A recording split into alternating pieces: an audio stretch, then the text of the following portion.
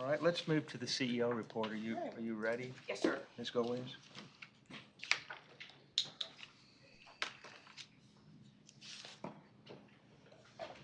Okay. I'm going to cover the highlights on the agenda. I'm going to talk a little bit more about GridX. And then I'm going to talk about a subject that we have to put increasing focus on, which is protecting our customers. And the short answer, a focus point, is that there are a lot of bad actors out there who are perpetrating being CPS Energy and trying to intimidate customers. And we are doing a full court press. We've worked on it for a while, and we realize this is just the new normal. And so I want to share some of the things that we're doing to work harder at protecting our customers.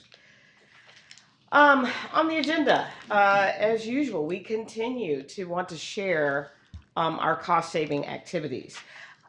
We have a focus this time on batteries that we use at substations. Substations are critical components of our infrastructure.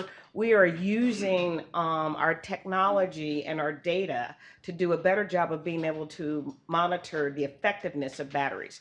Batteries, like any other equipment, can fail, go out, lose their charge from whatever purpose. We don't want to find that at a point of crisis. We want to create a more proactive approach. And with the ability of utilizing increasingly improving technology, we are doing better processes, not having to do truck rolls, and saving money. So you'll hear about that today.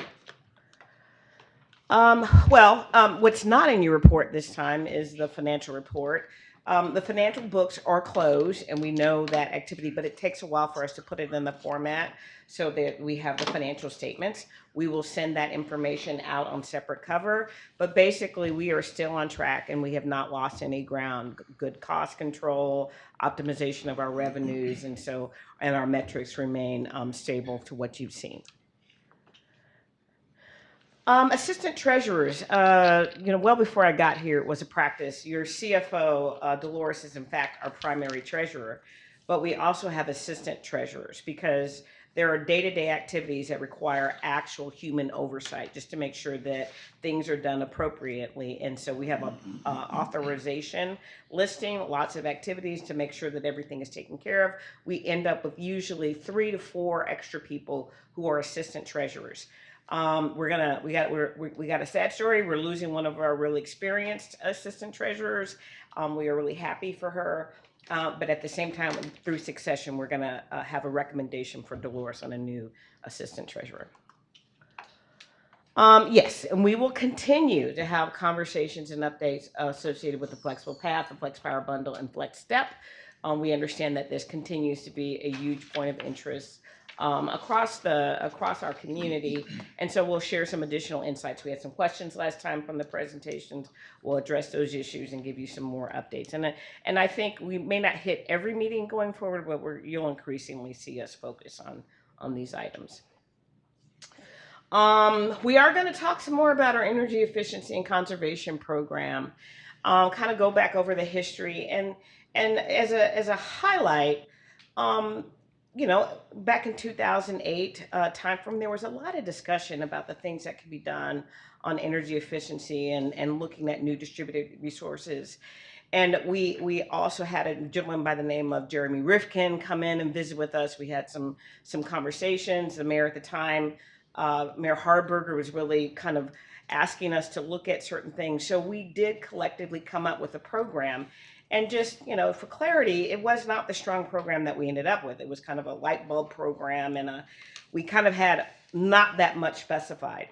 But every year we work to add new resources. And with the support of the board and support of the council, we've been able to grow that program, and it has been extremely successful.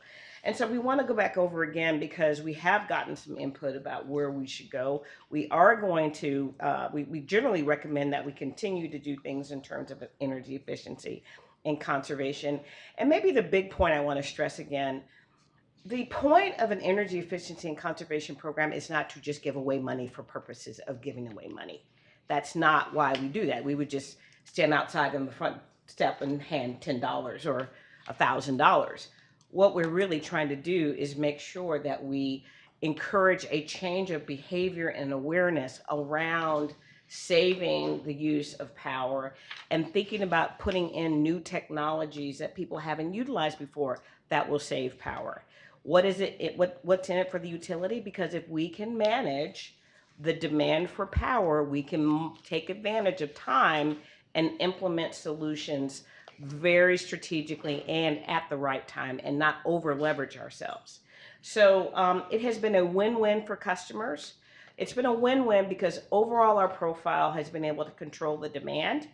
By us being able to do that, we actually help our community not overbuild. We help our community save, and we help the state in terms of not over exceeding the need for demand. If we don't balance the actual need for power and what can be generated, that's how we create instability across the system. So it's been a win in many, many cases for us, for our customers, and we just continue to want to make sure that we're focused on what might be the next steps going forward.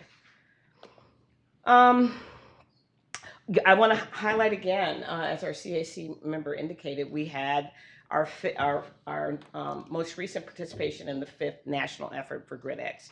It's huge. We go to La Villita. We have many, many people join us. Trustee Gonzalez was able to come on both days and kind of experience what that's like. It is a instance where we are getting injections nationally.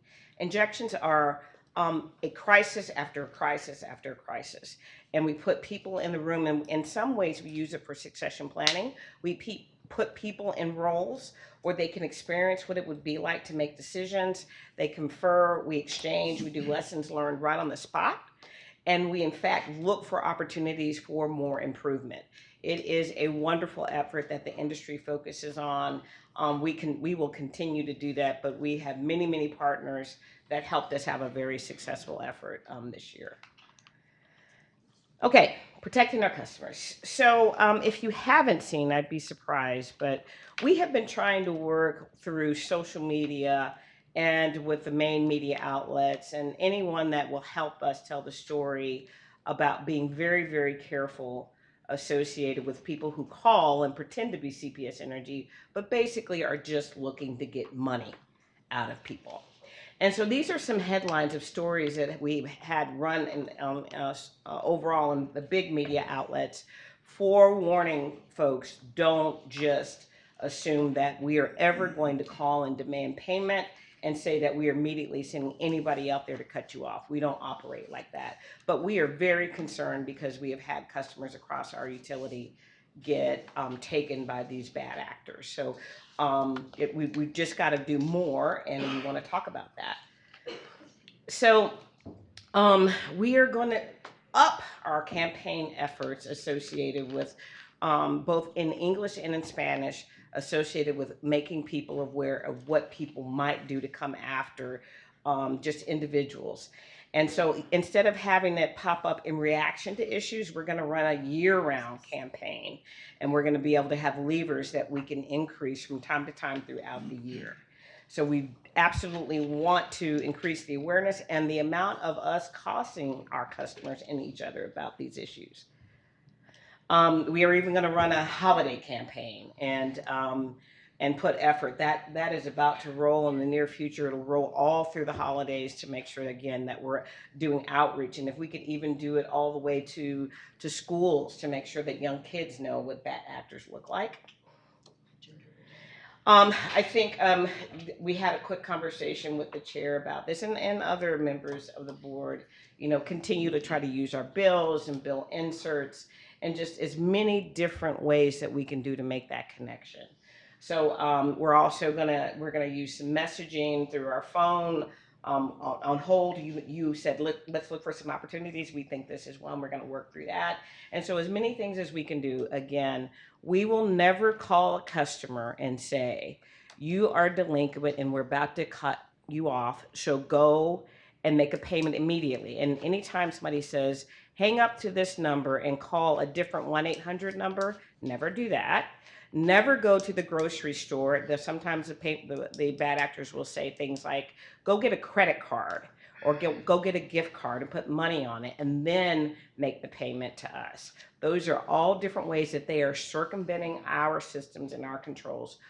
Our biggest campaign that we had, our biggest program, is working with customers on customer payments.